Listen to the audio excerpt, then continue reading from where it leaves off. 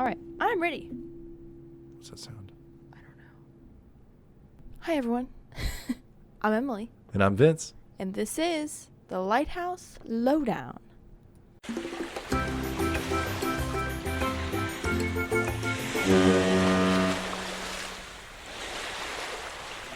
Is this episode 25? 24. 24. Mm-hmm. We've recorded like 4 episodes in the past couple weeks, and we think this one should be the first one that comes out. So this will be episode 24, and the reason why we want it to come out first is because it's super fun and super cool, and it's a giveaway episode.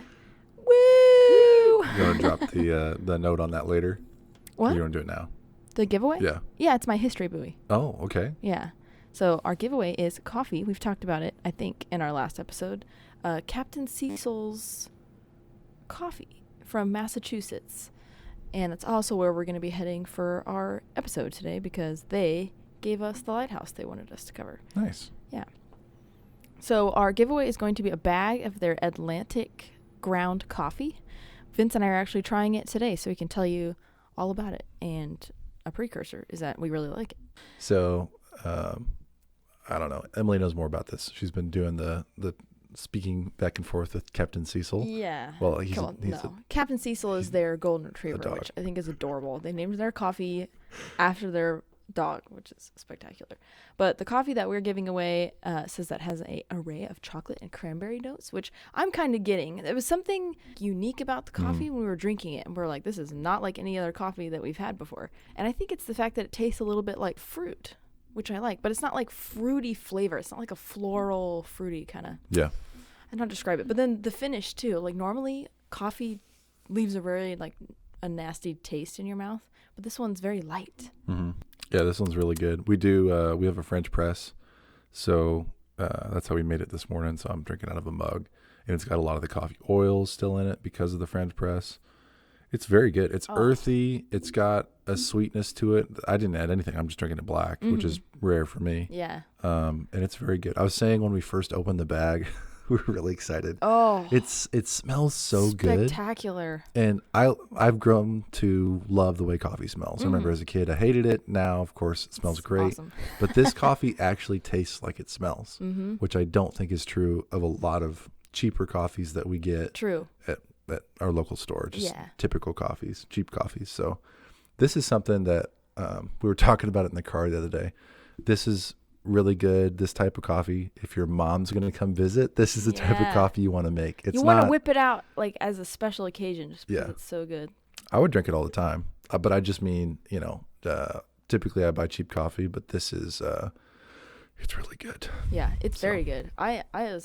The smell especially, we opened the box that had our bag and the giveaway bag, and it was just like, oh my God, it is so good. So we're very happy about it, and we think you will too. So you should join our giveaway. And the way that you can do that is you can go to our episode 24 post on Instagram where we'll post pictures of the coffee, and also, actually, should we do 2 separate posts? One for the coffee, one for the lighthouse? It's all you. I don't do Instagram, so I don't know how hard that is. Let's do 2 separate posts. Okay. So go to the post where I talk about the coffee. You'll see the pictures Vince and I took. Vince and I took some fun. We had a little studio session. We did it. We had some fun photos of the coffee. So you'll see that on our Instagram. Just go to that and leave a comment just saying what your favorite lighthouse is that we've covered on our podcast. Or you'll get 2 entries if you comment a lighthouse that you would like us to cover. Because Chris, when I was talking to him on Instagram, I think it was Chris. It's probably Chris. Yeah, Chris is right here. yeah, but I don't know if he's got a different social media person. Maybe it was the Captain Cecil himself there with his paws. Yeah, so Cecil says that he didn't want to impose on us like, oh no, I won't suggest a lighthouse for you guys to cover. But we love that. The amount of lighthouses to cover are basically limitless in our lifetime if we keep doing this every other week. So, even if you think the lighthouse doesn't have enough history, if you've just saw one while you're driving that you thought looked cool or anything, we want to hear about it because we're trying to cover them all. We know that's impossible, but that's the dream. So please don't be afraid to message us and tell us a lighthouse you want us to cover, which is why you'll get 2 entries instead of 1 if you give us a lighthouse. However, if you don't really care about that, you get 1 entry for commenting on our Instagram for which lighthouse we've covered that you like the most. And also, if you don't have an Instagram, you can just email us at thelighthouselowdown@gmail.com, and we'll count that as your entry as well. Very cool. And then we'll just do a random drawing probably by the next episode. I was going to say, what's our time frame? Probably 2 weeks. End of April then? Let's see. This posts in end of April. We'll post on the post. How about that? Yeah. What the deadline is. Okay. But good plan. Captain Cecil looks like a good old boy. He does. Why does he look so happy? Because he lives near a lighthouse. His owner looks like fun, and he's out on a walk. So he's like, I have a brand name after me. He's so cute. Okay, so that is our giveaway. Everyone, go to our Instagram, comment to get your entry in, or send us an email, and you'll get a free bag of coffee from this small business in Massachusetts.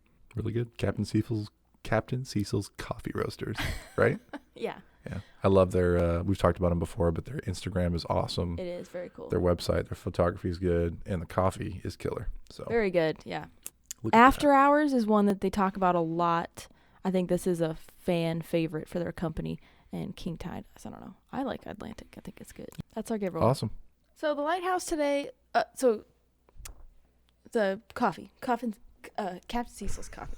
They said that they volunteer at Nauset Light Preservation Society. And they're based in the same town as where this lighthouse is located. And so naturally, we're going to cover it today. Cool. Was it Nauset? Nauset. I'll pull up a picture because it is spectacular. In Massachusetts, I take it? Mm-hmm. Eastham, Massachusetts, which is Cape Cod. So it's a Cape Cod. This lighthouse may look familiar to some of you, and I'll talk about that later, why you may kind of recognize this lighthouse as an American.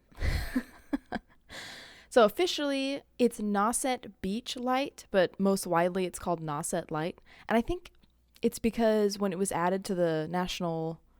Oh gosh, here we go again. I can't remember what it's called. National Historic Register... National Register of Historic Places. Okay. Woo! It was put in as Nauset Beach Light. So I don't know if that's what it's generally called, but I think it's just Nauset Light. It's on Cape Cod National Seashore near Eastham, Massachusetts. Cape Cod. It's got a white bottom half and a red top half, and then a black lantern room and gallery. Classic choices. It's very classic, yeah. It's like very clean, pleasing to look at, and also like a very distinctive day mark.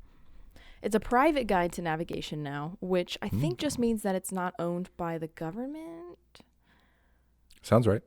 Okay, I'll talk about how it all came to be later in the episode, so maybe it'll shed some light on what that means. I should have just looked it up, but historic private guide to navigation. Oh, private guide. I'm like, private guide. I've never seen that, so I feel like it just means that it's privately owned and it's still running.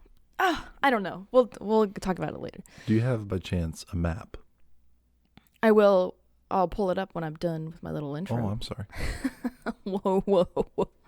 So the light is an alternating red and white light, which I think is fun related to how it looks, alternating red and white. It's cool.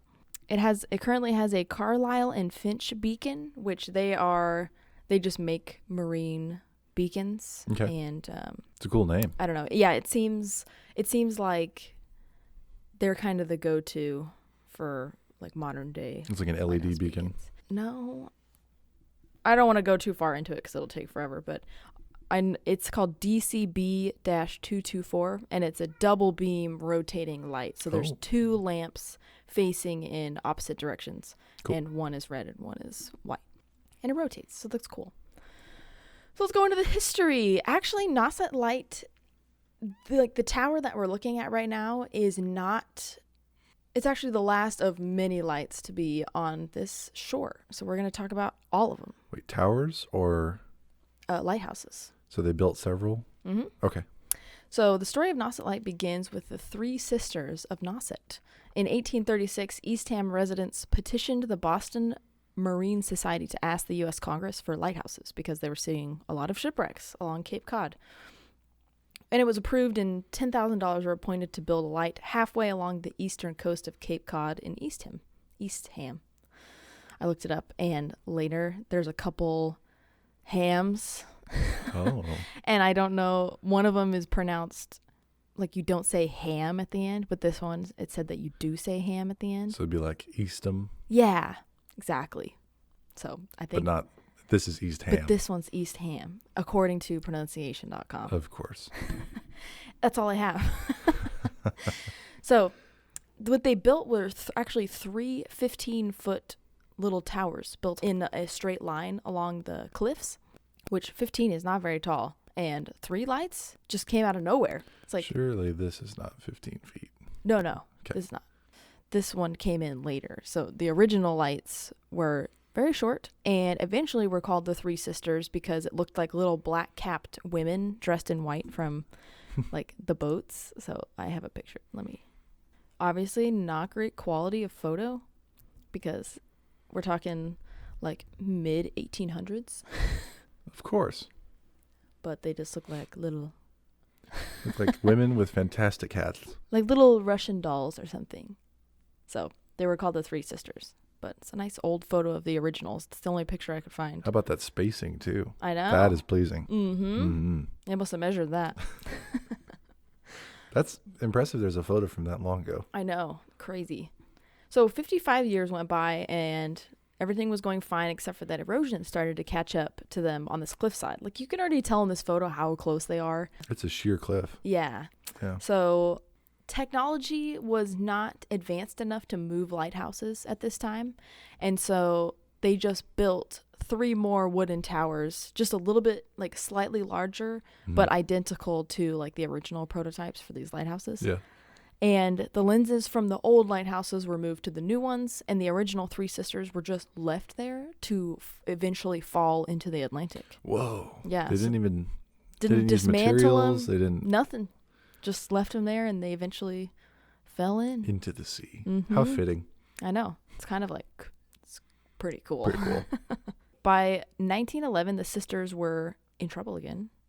The northernmost only 8 feet away from the edge of the cliff. So, like, somebody could lay down and between them and almost be there. Mm-hmm. If you had your arms above your head, you'd definitely be touching both. At this time, technology had advanced a little bit, so they moved the center tower of the 3. Oh, wait, let me pull up a picture of the... Second gen. Yeah, Gen 2. Rev 1, as we would say. There we go. Those are the Three Sisters. Very neat. Yeah. Pleasing to the eye. They moved the center tower back, and they attached it, kept it attached to the oil house, and they had the 2 other sisters decommissioned and left them there. Oh, wait, no, didn't leave them there. Sorry, I'm all over the place. Is that good coffee? I know. The center tower that they moved back took on the name The Beacon and had a light characteristic of 3 white flashes every 10 seconds to honor her sisters, which I thought was adorable. And the other 2 towers were broken down, and the middle tower, the Beacon, lived on for another like 10 years. I'd say another decade before it started to fall into disrepair, and they also decommissioned it. So 3rd generation, revision number 2, is they get rid of all 3 and they they move the middle one. Yeah, they move the middle one. And they only have 1 lantern room that's active now. Mm-hmm. And then the other 2 are decommissioned, like Decommissioned demoed, and basically boxed up. in case they're needed again. Mm-hmm. Okay, cool. Yeah, so then the Beacon was given a new light characteristic and hung around for another 20 years before it was time for a new light. So they decommissioned that one as well. Hold on. Boxed it up. What? What coast is this on that it's so fast eroding? Is that something we're going to talk about, or the map will show? Yeah. Because I don't know. I don't know anything about that. It does seem pretty fast. I mean, we're talking 50 years and then 20 years, but it still seems quite excessive. Oh, this is a bad zone. Nauset, Nauset. That's not good. Oh, there's a lot of water there. Oh, Coast Guard Beach. That sounds wicked. Oh, Nauset Lighthouse. There it is. There's one of them, I guess. High ratings. Pretty good. So it's pretty on a good. straight, and it's a spit. I didn't know There's this was a bay. Cape Cod Bay. It's on the outside of Cape Cod Bay to the Atlantic. Yeah, that's a pretty rough spot. I did not know that this is what it looked like. Thanks for having me look up a picture. Really cool. Yeah. Yeah, that'd be a interesting spot. Mm-hmm. So that's the end of the Sisters. And that's where the current tower comes in. And to talk about the current tower, we have to go to Chatham Light, which, let's go ahead and pull that up. See how far away it is. I didn't look. Okay. Oh, not far at all. Just down south. Still on the spit. Nice. Probably 5 or 6 miles. There's one of the lighthouses we're kind of referring to. Chatham, Massachusetts. Cool keeper's house. Very close. I mean, you could drive easily between those two. That's nice. I made it easy because we stole a lighthouse from Chatham to move to Eastham. Whoa. To be the new Nauset Light. These are Chatham lights, and they were twin towers. And around this time, the board decided that they would decommission one of all twin towers that were twin lights that were proving to be quote unquote useless. You know, like an area where it's like, okay, now we have really good technology. We can put in a brighter light in one tower and get rid of one of the twin towers. So are these for redundancy in case one would fail? Maybe. I feel like it's for double brightness? I feel like it's for you to recognize it easier. Like you're going to see two beams. Oh, right. Then rather than one maybe light there, there's like, oh, there's the two. Yeah. Yeah. I think it's probably more for recognition. I love this site. This is Chatham. Mm-hmm. So the little house or shed or whatever that is the same like roof dimensions as the large house behind it. Oh, yeah. That's cool. I really enjoy that. That is they cute. They put some effort into that. They made like a tiny version of the house. Yeah. Aww. And then every time you'd be like, assuming you're part of this house, like, I'm going to go to the lighthouse. Which one? Yeah. Is it left or right? Like lefty and righty? Yeah. Is it north and south? They have I special wonder how names. they differentiated them. That's pretty cool, though. Also a very old photo. Mm-hmm. I know. So, I'm sorry I interrupted. They had, I'm going to call them redundant lights here for my own comfort. Okay. And they decided all twin lights are going to eliminate down to one. Right? As long as they could do that without it sacrificing something about navigation. Yeah. That's a lighthouse establishment made that call? Lighthouse board. Lighthouse board at this time. Mm-hmm. Wow, okay. I know. Get it right. So Chatham had these two twin towers, the northernmost of which was brought to Eastham to replace the beacon, which was the one of the three sisters. It was 50 feet closer. But yeah, so that's what we have today. It was 48 feet tall and made of cast iron and brick, and it was dismantled and rebuilt on a cement foundation 200 feet from the cliff edge at Cape Cod. And the beacon's fourth order lens was put inside, so they kept that flash pattern for a little while, that 3 flashes for every 10 seconds. In 1876, the keeper's dwelling was moved back as well as the oil house. And so like the house that you see here was like a couple 100 feet away for a little while, but then they finally moved it back to its original position. I noticed that a lot. Every time they moved, they usually had to wait a little while between moving the lighthouse and moving the keeper's house. Yeah. I don't know if it was just for funding or if it just was like, we can't do all of that at the same time, but it's impressive to be moving all these structures. Yeah. I know. It seems very common. I didn't realize that. I know we talked about, is it Hatteras? Was the big move. Yes. And that's the United States' largest lighthouse? Tallest, I think, if you're not including lightning rods. And tallest such. Active guide. Okay. Well, it's pretty bang. Pretty bang bang. Pretty bang bang. I don't know what that accent was. I'm sorry. That's coffee. Anyways, Hatteras was moved, and that was well documented, and that was what, 1900s, 1950s, 70s? Late 1900s, It I was want to say. Recently documented, we could say, compared to lighthouse history. But I thought that was quite unique. Obviously, yes, they have done it many times with not only keepers' houses, but towers as well. Lots of lighthouses. I was surprised, too, because I remember when we talked about Hatteras for the first time, I was like, oh, I don't know if I've heard of this anywhere else that they moved a lighthouse. Yeah. But it's like, wow, it's actually fairly standard that you actually end up having to move lighthouses, which makes sense. But also it's news to me that erosion is so prevalent. Yeah. Like you'd think, I don't know. I don't know what I thought. I'd be interested to talk to somebody. I'm sure they'd be hard to find, but we might be able to. That would talk about the mating of that concrete foundation and the tower structure. Yeah. Like on a construction perspective, because I assume Hatteras is the same way. It sounds like they built the concrete foundation for the tower that was coming. Yeah. And then had to, that sounds so stressful. Like, what's your job? I worry like, about my lighthouse. Work with historic buildings that can't be destroyed. Yeah. I have some comments about that in the future on my next episode. Whoa, fun. That's coming up. Yep. So back to it. Chatham Light became known as Nauset Beach Light, or just Nauset Light, and in 1940 was when it was painted red on the top half, and which was to make it a distinctive day mark as well as a night landmark. People love red. We do love red. I'll say it a million times. I love my red lighthouses. Black lantern Half red room. is also acceptable. You like the black lantern rooms. You always like, ooh, it's nice. Yeah. Black lantern. I don't know why. Looks very neat. Yeah. Yeah, it does look. It's very regal looking. Black capped lady. It was automated by the Coast Guard in 1955, and the keeper's house was sold. So that was just as somebody. just a house. Yeah. That's awesome. In 1981, so we're going way back, or Way forward, the Fresnel lens was moved to Cape Cod National Seashore Visitors Center and replaced with a modern arrow beacon. And at this time, the flash pattern was changed to its current red and white flash. So the 3 flashes hung around for like 100 years. To honor the sisters, right? Yeah. And By now, Arrow. huh? I'm so sorry. Arrow, the company, is killing it, because I've heard that name many times Arrow. about beacons. Oh, Arrow no, beacons. it's just arrow beacon. It's like a type. Wait, is it a type? Yeah. Oh, I thought it was a brand. Yeah.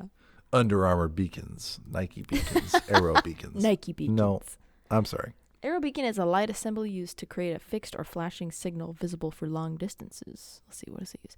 Consists of high-intensity electric lamp mounted with a focusing device. Okay, so just every other lens ever. It just sounds like normal arrow beacon. Just sounds like a normal. Well, cool. The more you know. By this time, it was like 1980s, the surf had eaten away at the cliff edge again. Like, unbelievable. Like, we're talking 200 feet. It was pushed back. And then it's like, how long? 50 years later? And it's like, well, it's in trouble again. Yeah. High maintenance. Well, does I think we talked about this for Hatteras. Maybe I have a false memory. A spit of land is it moving? Like, is Cape Cod technically shrinking and moving inland? So these are on the outland side, outside of the bay, and so there's actually more land that builds up on the inside of the cape and less on the outside. I think I read about that. It's not that it's eroding away to nothing. It's like all the sands are shifting. It's like the Outer Banks is shifting. It's not shrinking. Yeah. So I don't know much about erosion. Cool. But it is pretty cool. So when they noticed that it was, the shoreline was coming in, the Coast Guard had decided they were just going to let it suffer the fate of the original 3 sisters. They're just going to let it fall into the Atlantic. Oh. And so the Nauset Light Preservation Society was born in, I think it was 1993. So they were formed in 1993, stepped in and decided that they were going to save this lighthouse. Yeah. Oh, also 1987 is when it was added to National Register of Historic Places as Nauset Beach Light. So just for reference. So in 1995, the light was decommissioned as an active guide and leased to the society, the Nauset Light Preservation Society, by the Coast Guard. And at this time, the light was only 25 feet away from the water. So it's like, it's coming in. The Preservation Society moved the lighthouse on November 16th, 1996, 336 feet from the edge of the water.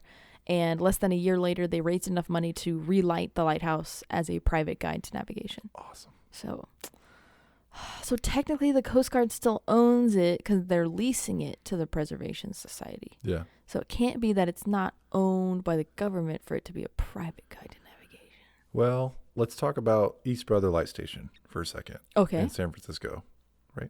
Yes. Yeah. I was like, San Diego? No, San Francisco.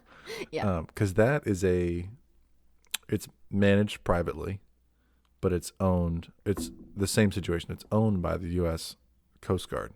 Is that right? I can't remember the details. I can't remember.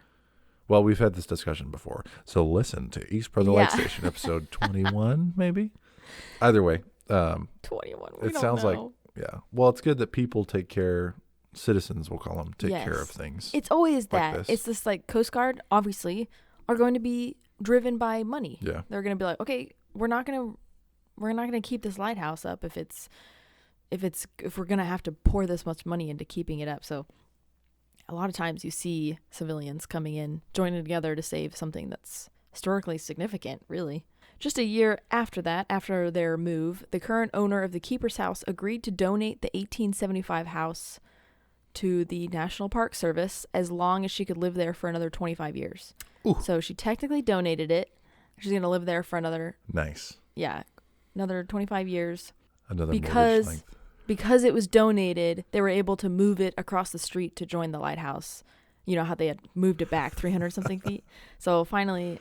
She had to move out for her house to move. She's like, oh, fine, I'll change my address. What's that line from the Griswold Family Christmas? Your house is always parked in the same place. Yeah. They are thinking that the lighthouse is safe from erosion for another 30 years. I saw a century, but the Preservation Society website says 30 years, which is not a lot. They better round down. Yeah. Yeah. That's true. Better be on the conservative side. We don't want to have that come out of nowhere. They're run entirely on donations, so I'm going to link their page in our show notes so that people can take a look at it. And it's like you can donate, but you can also join like as a member. The USLHS has this as well, where you can join as a member and get some perks and stuff to go along with that. So it's kind of fun. In 2004, the Nauset Light Preservation Society signed a partnership agreement with the National Park Service, who now runs the light. Okay. Okay. What? I just don't know. I got an eyebrow furrow. It's hard to figure out. Furl. Like, it's leased by the Coast Guard to Nauset Light, but now the National Park Service runs the light. So how did they come into this lease? And does the lease mean that they own it now? It's a shell game. It's convoluted. I could ask. It's actually a money laundering activity, I'm sure. Stop. National parks are getting into the cash. You know what I got excited about is that if the National Park Service owns or runs this lighthouse, basically it has a partnership with this lighthouse, they definitely have like a sew-on patch for this lighthouse or a pin. You know how they sell those for national parks as like pins or like stickers. Have we shared that with our listeners? We talked about your book and your passport book and patches. I don't think so. Well, let's cover that maybe next episode. Yeah, I'll get it all together. But not to cut you off, basically, but I think there's a lot to talk about. If you're interested in lighthouses, there is just a bajillion fun things you can do surrounding them, especially that'll get you out there to visit lighthouses. I know I am motivated. Heck yeah. To see lighthouses. She went with a broken foot. Oh, yeah. Nothing could stop me from going on that trip. I didn't know. I was just like, can I fly? And she was like, I guess. I would take some blood thinners just in case. And I was like, screw that. I'm going on vacation. Can I walk on the beach and collect shells? She's like, with your broken foot? How are you going to get there? It's like, by whatever means necessary. So, I think we should cover that as its own episode. The joys of traveling. Yeah. The short story is we bought 3 scooters. Two scooters and 2 sets of crutches. Yeah, to get her there. Yes. One of them was an all-terrain scooter that we're not sponsored by, but Knee Rover was the MVP. Yeah. It's the company. Anyways, I'm sorry to interrupt once again. You said the national parks are involved with this lighthouse. Yes. Therefore patches. Therefore what else? Patches, pins, stickers. Exciting. What do you mean what else? I just throw off the whole episode. Me and my caffeine. Captain Cecil is doing the most today. Yeah, they're taking care of business. So you can tour this lighthouse on Sundays, May through October, and also on Wednesdays in July through August. So they're closed for the winter months and then open in May to October. Cape Cod is pretty brutal in the winter, I've heard. Yeah, it looks like really bad. To be on a little jut of land out there is always going to be... I mean, the wind alone is going to be just spectacular. Okay, that's it for the lighthouse. But I will say, this lighthouse may be recognizable by people, which is what I said at the beginning, because it's kind of the face of Cape Cod. Like I'm pretty sure there's a Cape Cod lighthouse. Well, I'm sure there's several. I mean, called the Cape Oh, Cod okay. Lighthouse. Oh, no, there isn't. Okay, never mind. Okay. Oh, no.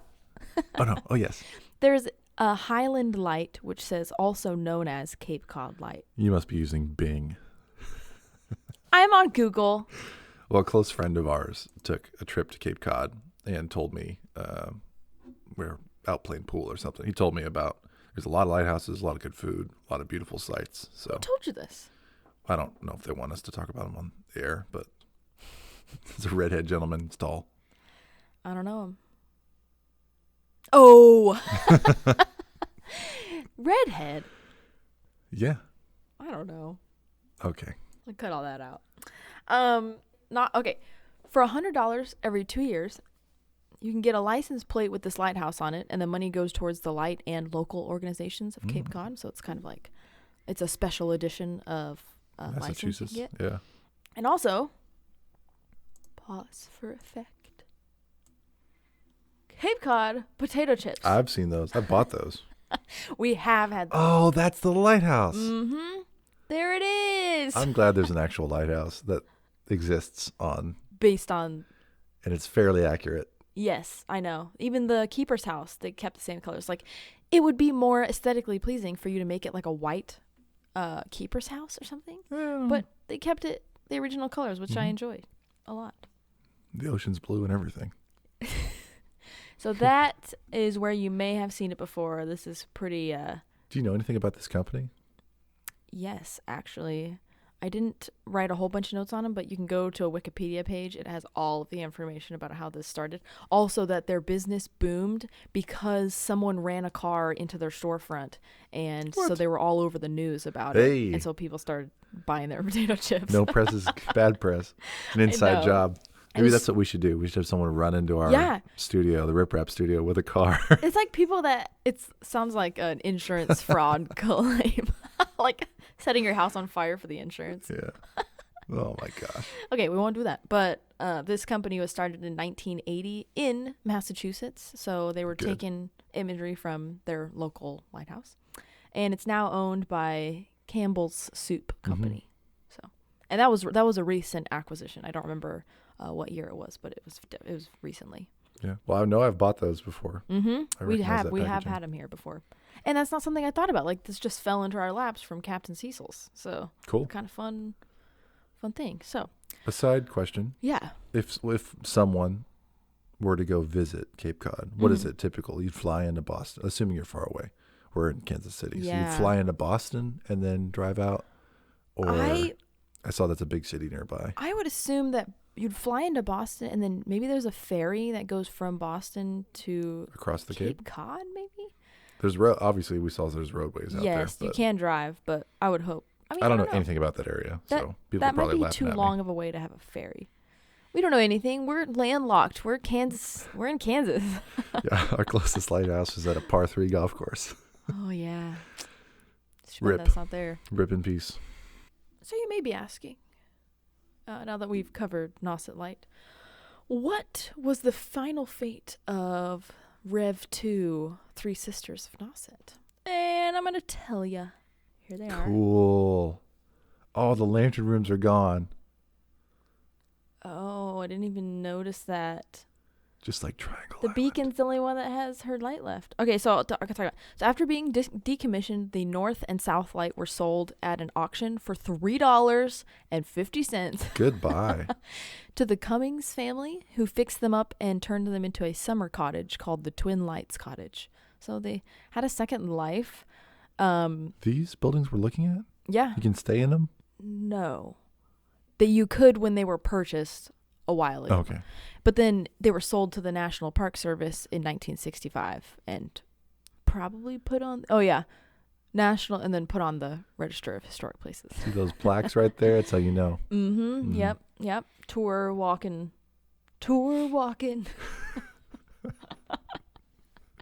I don't know what's happening. I'm on the final 2 bullet points of my episode, so I'm like, woo! Coffee is absolutely a drug. So, after the beacon was replaced by the current Nauset Light, it was sold to Albert Hall for $10 who used it as an add-on to his house until the National Park Service came after him. No, I'm just kidding. Bought it from him in 1975. Hopefully it went up a couple dollars. Yeah. I wonder how much they paid for it. I'm interested to know. You know, $3 to $10. That's a pretty good percentage rise. Well, $3.50 was for the two. $10 was for the beacon. Oh. So I'm sorry. You said the beacons, both of these that are now missing, are at the Cape Cod Museum? No, this is their final location. They were finally listed on the National Register of Historic Places, renovated to their former glory, and placed in their original configuration. Three sisters, once again, reunited, and you can now visit and tour them all in Massachusetts. Let me see. Cool. Let me see where it is. That'd be fun. It's a beautiful park, I'm guessing, area where it's at. Oh, they're very close to Nauset Lighthouse. Oh, yeah. That's like walking distance. 500 feet. Look at French the steel cable. down there. Yeah, they figured they haven't moved them a couple times, so. Yeah, might as well put them back in their home. Yeah. Well, that's cool. It's a beautiful area. Yeah, so we talked about 5 lighthouses in this episode. Very highly rated on Google. 4.3 stars, 238 ratings. That's the stuff. And that's what I have for Nauset Light or Nauset Beach Light. Cool. It'd be fun if, I don't know if he'd be open to it or not, but to talk more to, not Captain Cecil, but his owner. Chris. I was like, not Craig. Sorry. Chris, about his experience in volunteering with the Preservation Society. Yeah, that would be cool. But yeah, that's the episode. Everyone enter our giveaway. It's really good coffee. So if you're a coffee person, you're going to want to enter. And it's super easy to enter, so do it. So we're drawing a name out of our entries. Yeah. Cool. 2 weeks after this airs. We'll make some announcements on it online. Okay. Thanks for joining us. Yeah. We hope you enjoyed listening. You can see any of our social media and whatever else on our link tree, which is in our show notes. You can click on that to go to our Instagram to join the giveaway. Or you can email us at thelighthouselowdown@gmail.com. And we hope to see you next time on the Lighthouse Lowdown.